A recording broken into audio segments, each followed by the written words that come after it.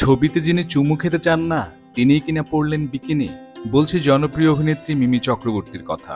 সমুদ্রের সঙ্গে মিশেছে ঘন নীল আকাশ, দিগন্ত বিস্তৃত নীল জল, সেখানেই হাঁটু জলে দাঁড়িয়ে নীল বিকিনিতে এই অভিনেত্রী নোনতা ভিজে চুলে সমুদ্র থেকে উঠে আসছেন নায়িকা। নির্মাতাদের পক্ষ থেকে মিমির বিকিনি লুকের একগুচ্ছ ছবি প্রকাশ্যে এসেছে, আর বুধবার সকাল থেকেই তা নিয়ে শোরগোল সোশ্যাল মিডিয়ায়। হালকা মেকআপ, হাতে সোনালি ব্যান্ড, ভিজে খোলা চুলে ঝড় তুলেছেন তিনি। কখনো একরাশ নীল জলে হাঁটু পর্যন্ত ডুবিয়ে আনমনা হয়ে তাকিয়ে নায়িকা, আবার কখনো সমুদ্র সৈকতে হাতে স্কার্ফ নিয়ে দাঁড়িয়ে মিমি, আবার কখনো স্কার্ফ হাতে বিকিনি পরে আনমনে সমুদ্রের পাড় ধরে হেঁটে চলছেন তিনি।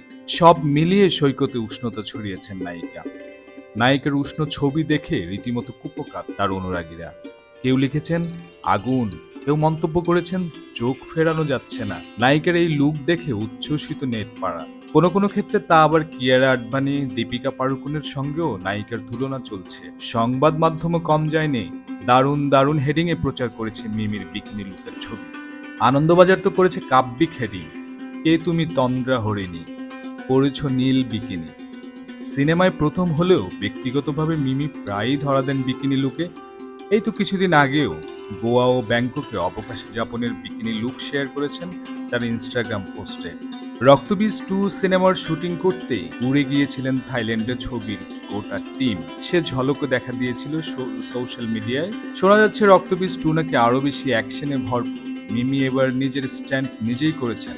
ঘটেছিল অঘটনও, শুটিং করতে গিয়ে পা কেটে রক্তারক্তি কাণ্ড হয়েছিল।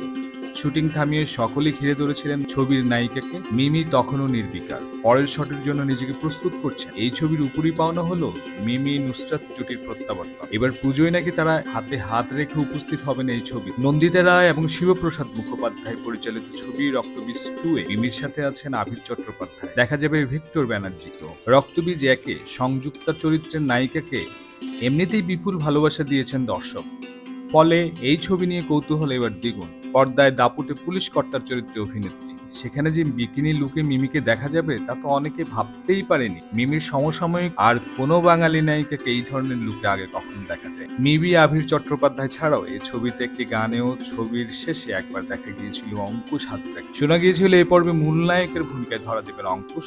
এছাড়াও থাকছেন কৌশিনী মুখার্জি, তাকে আয়েশার লুকে দেখা যাবে। ইতিমধ্যেই ছবির টিজার প্রকাশ্যে এসে গিয়েছে। 2017 সালে উইন্ডোজ প্রযোজনা সংস্থার সঙ্গে পোস্ত ছবিতে অভিনয় করেছিলেন মিমি। 2023 সালে রক্তবীজ ছবিতে সংযুক্তার চরিত্রে অভিনয় করে সকলকে তাক লাগিয়ে দিয়েছিলেন এই অভিনেত্রী। এবার পালা দ্বিতীয় পর্বে। যদিও এই মুহূর্তে প্রযোজনা সংস্থার আরো একটি প্রজেক্ট ভানুপ্রিয়া ভূতের হোটেল ছবিতে অভিনয় করেছেন মিমি। এক কথায় বলা ভালো, উইন্ডোজ প্রযোজনা সংস্থার ঘরের মেয়ে হয়ে গিয়েছেন মিমি। আপাতত মিমির হাতে রয়েছে পরপর কাজ, তাই কখনো উত্তরবঙ্গ, কখনো দক্ষিণবঙ্গ ছুটে বেড়াতে হচ্ছে তাকে। মিমির জন্য শুভকামনা।